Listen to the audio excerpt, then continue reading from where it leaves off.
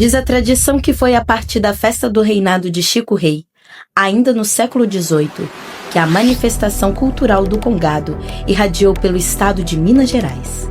É nesse contexto que em Ouro Preto, um valioso artefato histórico da comunidade africana desaparece. Criada e usada nas festividades congadeiras, a bandeira é reencontrada no século XXI, possibilitando reelaborar as narrativas de apagamento das tradições afro-brasileiras.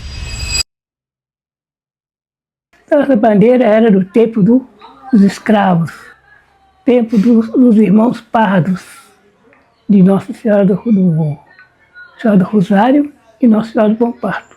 Ela estava muitos anos encostada, ninguém sabia que existia essa coroa, essa bandeira. Na verdade, é um apagamento de toda uma história, né? O que acontece com tudo que é do negro, né? Aquela coisa de, vamos apagar isso aqui não tem importância, guarda isso aqui. Ou às vezes nem guarda, tipo, há documentos que foram perdidos, foram queimados, que a gente não teve acesso. A gente sabe da presença de Chico Rei, sabe que o Chico Rei existiu, nós sabemos que o reinado ele existiu, mas para muitas pessoas é necessário ter ali uma prova material, uma prova física. Então a bandeira ela veio para mostrar essa força do reinado.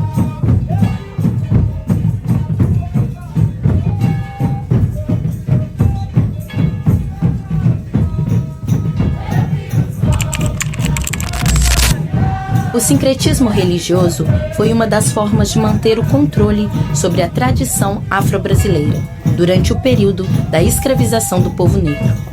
Para alguns historiadores, o consentimento pelos colonizadores de se realizar a coroação de um rei negro em território colonial significou uma forma de se manter o controle sobre o processo de escravização do povo preto na saudosa Vila Rica.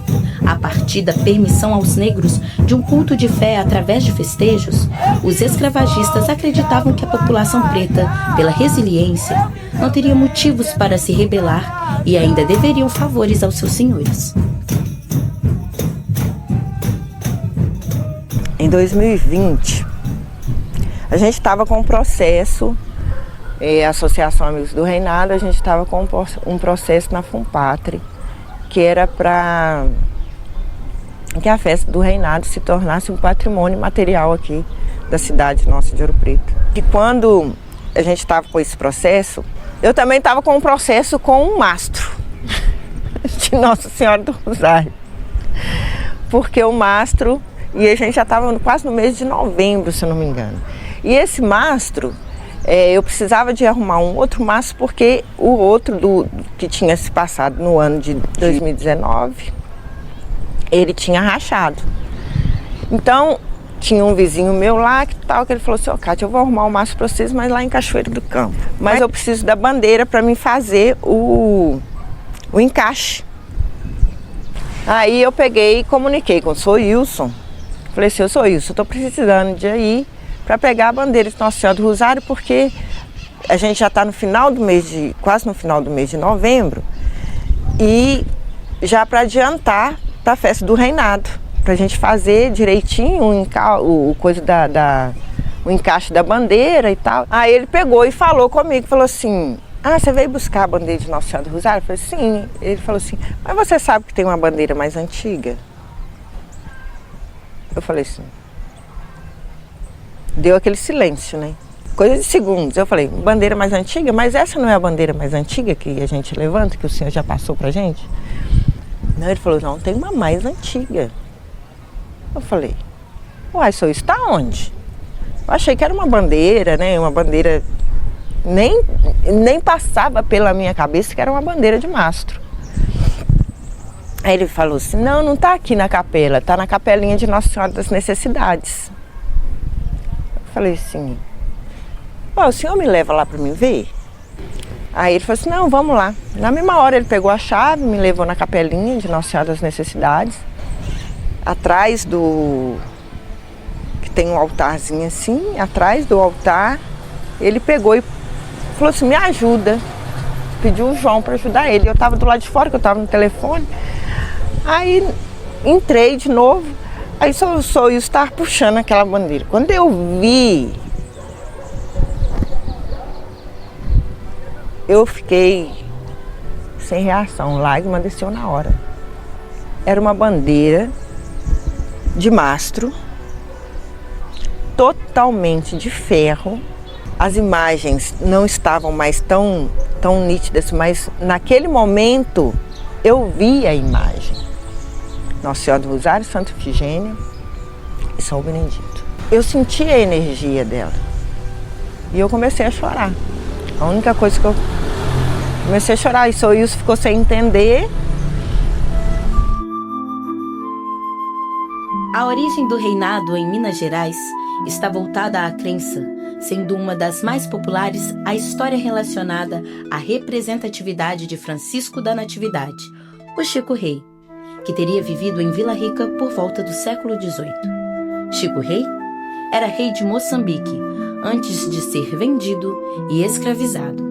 Segundo a história herdada e desvelada pela vivência afrodescendente de Ouro Preto, há registros que evidenciam que o monarca, depois de alforriado, conseguiu alforriar seu filho e outros membros da nação, organizando-os em torno da Irmandade do Rosário e de Santa Efigênia.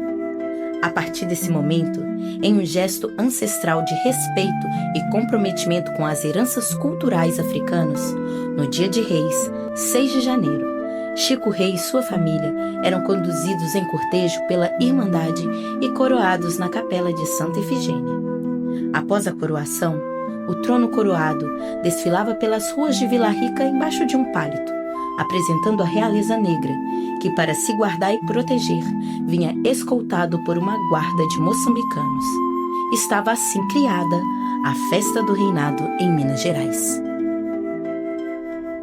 A bandeira chegou al ateliê através de Quedson, que contactou com a gente. Meu marido trabalha com metais em restauração. A bandeira tinha grandes perdas, mas estava estável. Primeiro pensamos que era um trabalho impossível por o tempo de trabalho que a gente tinha, entre espaço-tempo, desde que chegou ao ateliê até o dia da entrega. Era um trabalho impossível de fazer. Aí falamos assim, vamos fazer. Parece que até a bandeira deu uma força. E é incrível que quando você chega perto da bandeira, você sente a energia da bandeira. Quando eu vi a bandeira, tipo, a energia que você sente é como se você passasse para um outro mundo, sabe? Você voltasse ali no tempo.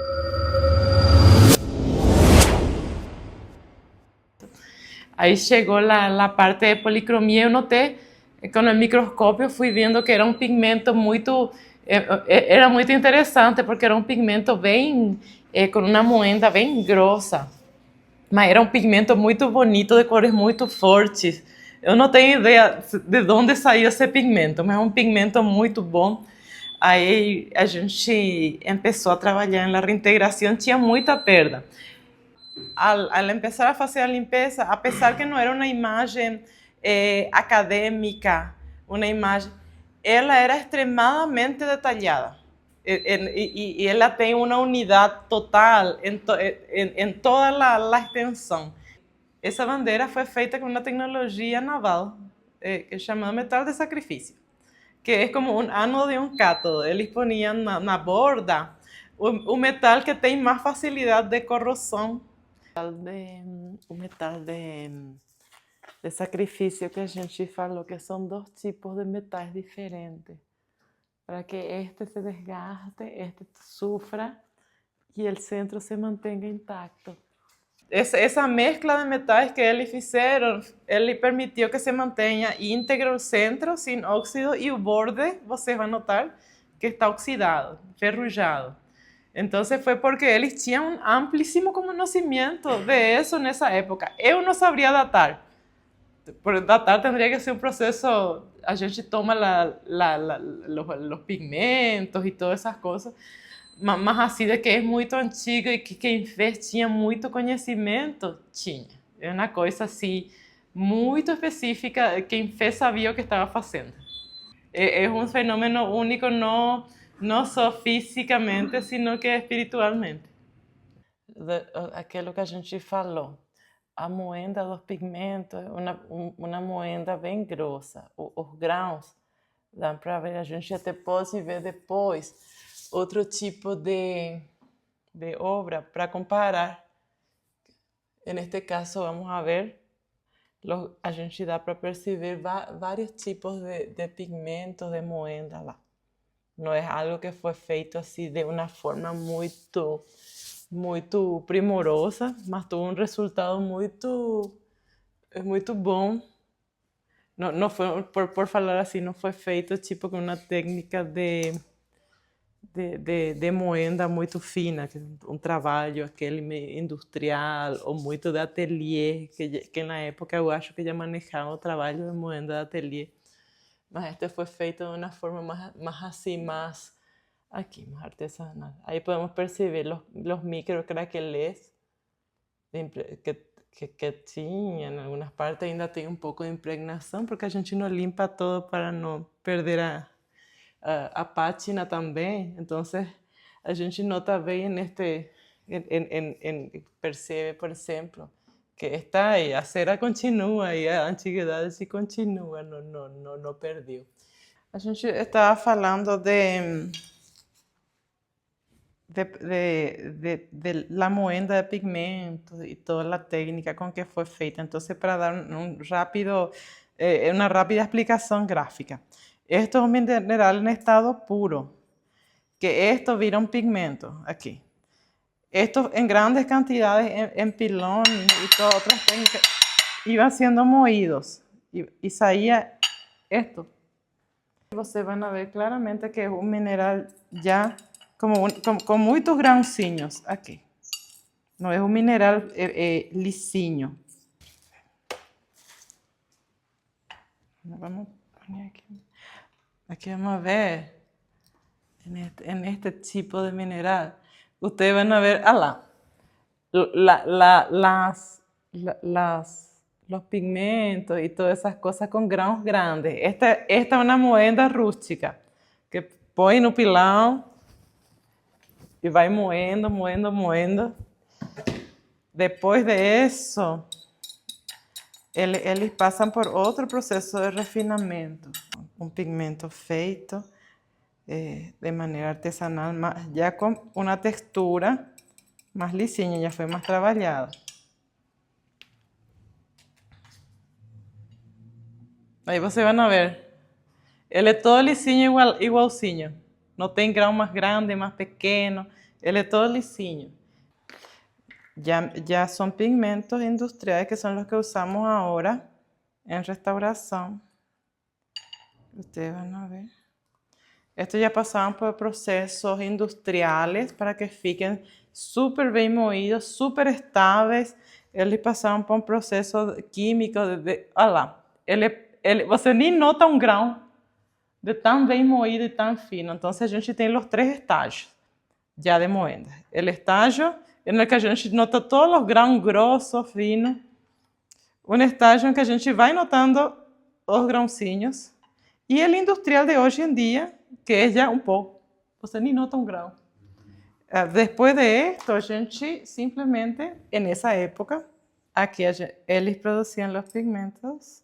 E uma vez pigmento pronto, a gente mistura com o aglutinante. Se a gente mistura com óleo de linhaça, neste caso, vira tinta óleo. Olha lá. Aí podia mesclar em várias cores, olha lá. Viram as sienas. Olha lá. Aqui neste pedaço que a gente fez entre 2 texturas diferentes. Aqui. A gente vai ver claramente qual que é cada um. Porque os grãozinhos da moenda mais rústica aparecem. É o que aparece lá na bandeira. Uma mistura de moendas, mas a maioria prevalece uma moenda rústica. Aqui a gente depois pode passar em um papelão, em uma tinta, em uma madeira, em lo que seja. E isso vira tinta, uma vez seca. Esse é o procedimento utilizado para criar os pigmentos que foram na época. E quando a gente vai nas minas, a gente vê que possivelmente várias obras feitas aqui foram tiradas de minas os pigmentos térreos.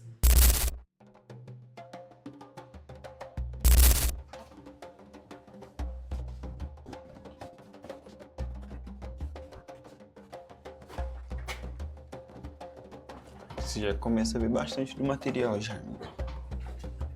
Ah, olha na amarela.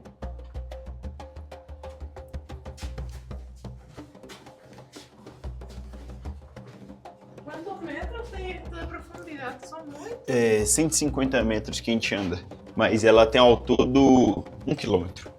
Eu não me lembrava, né? Ó, aqui já fica mais claro.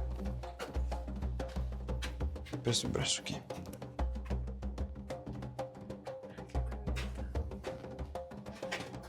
O pimenta é super. Sim, aí às vezes tem as variações de cor, né? Do claro pro às vezes mais escuro. E tem os mais avermelhados também, que às vezes ficam mais ao fundo ou mais abaixo. Só pra você ter uma noção, descendo aqui, ó, tem 50 metros de profundidade.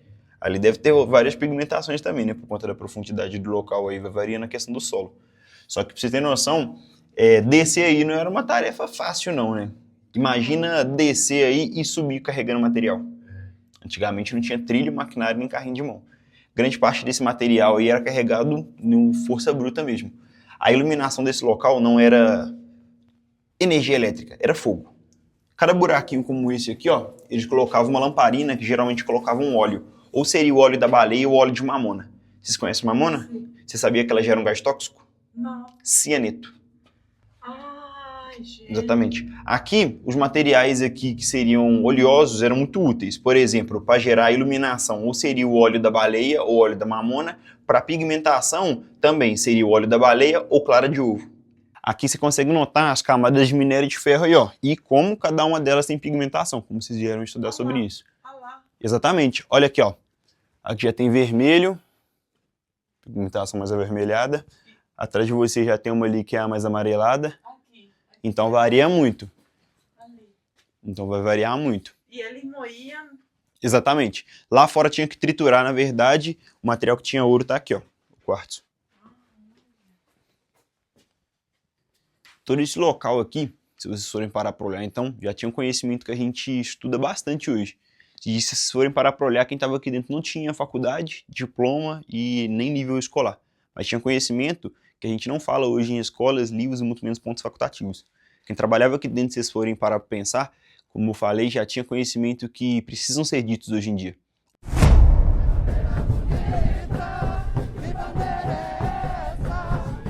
A proclamação da República e a Bela Époque brasileira realizaram diversas proibições contra as manifestações populares de origens africanas. As proibições se estabeleceram por décadas em um processo explícito de apagamento das manifestações afrodescendentes. O reinado do Alto da Cruz deixou de ser realizado a partir desse ataque às crenças negras e, por décadas, a reincidência desse marco de resistência e fé do povo negro foi silenciada. Vivendo as consequências de um processo colonizatório eugênico, a festa do reinado só consegue se restabelecer no fim do século XX. No ano de 2009, as ladeiras de Ouro Preto voltam a presenciar a revitalização dessa representativa festa que traz a público a força e a ancestralidade do povo negro mineiro, que expressa e professa uma fé que canta e dança. Em 2019, mais uma conquista. O reinado agora intitulado Festa do Reinado de Nossa Senhora do Rosário, Santa Efigênia e São Benedito foi elevado a patrimônio imaterial de Ouro Preto. Hoje, o reinado reúne guardas e grupos de diversas regiões de Minas Gerais e do Brasil, proporcionando um aquilombamento a partir da construção de um espaço de celebração, confraternização e exibição de uma força que atravessa os tempos. Os cantos entoam nas ladeiras históricas versos de uma oralidade viva. A bandeira de ferro é a materialidade de uma ancestralidade que pulsa e dá vida a um povo que não se cala diante das opressões. Seus filhos, remanescentes de Chico Rei, os reinadeiros, em louvor aos seus ancestrais, com a força da fé, fincam sua bandeira no chão da realidade e mostram, em sinal de culto e resistência, que o povo preto de Ouro Preto é ouro.